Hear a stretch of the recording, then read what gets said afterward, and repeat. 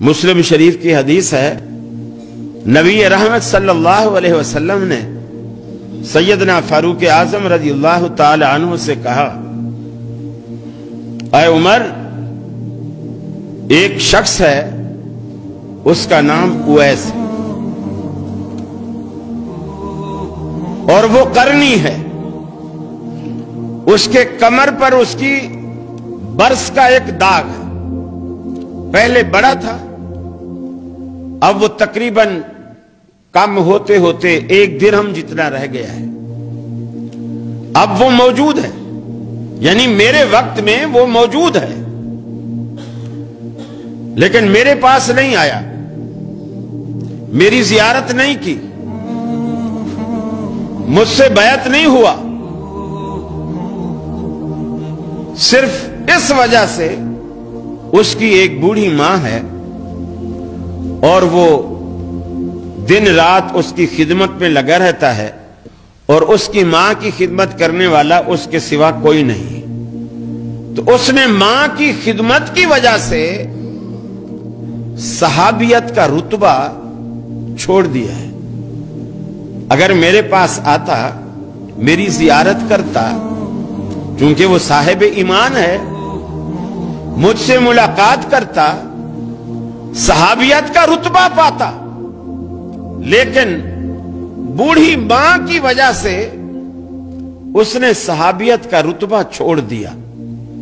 उमर, लेकिन अल्लाह ने सहाबियत के रुतबे को भी खोने के बावजूद उस एक बूढ़ी मां की खिदमत की वजह से अल्लाह ने उसे वो कुछ दिया है कि वो अपने मुंह से कुछ भी निकाल दे, अर्श वाला उसे फौरन पूरा कर देता है। उमर को बताया क्यों? उमर, अगर तेरी उससे मुलाकात हो तो अपने लिए दुआ जरूर करवाना कि अल्लाह उसकी दुआ को रद्द नहीं करता। हजरत उमर ढूंढते रहे। रसूलुल्लाह सल्लल्लाहु दुनिया से चले गए। सिद्दीक अकबर की खिलाफत आई, वो भी चले गए। हजरत उमर की खिलाफत आई। हजरत उमर के दौर में किसी ने आकर बताया कि अमीरुल मोमिनीन, जिस शख्स की आपको तलाश थी, मैं उसे मिलकर आ रहा हूं, मिना में ठहरा हुआ है, हज करने आया हुआ है, एक खैमे में है, अगर आप कहें तो मैं उसको बुला लाऊं।